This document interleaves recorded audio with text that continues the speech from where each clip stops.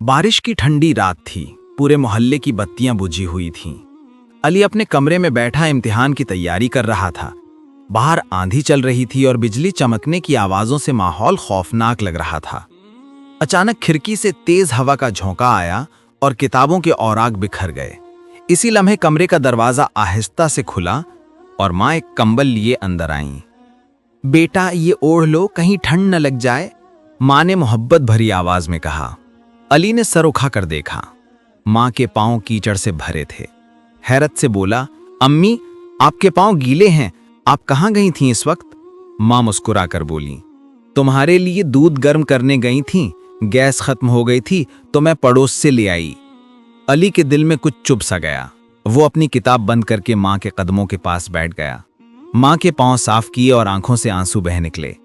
अम्मी, मैं आपको हमेशा तंग करता रहा, मगर आपने कभी शिकायत नहीं की। माँ ने बेटे के बालों पर हाथ फेरा। बेटा, माँ शिकायत नहीं करती, दुआ करती है।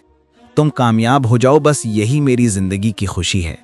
वो रात अली की जिंदगी का मोड़ बन गई। अगले दिन उसने दिल से पढ़ना शुरू किया। बरसों बाद जब अली कामयाब डॉक्टर बना तो उसके क्लिनिक की दीवार पर एक फ्रेम में वही अल्फाज लिखे थे, माँ शिकायत नहीं करती, दुआ करती है।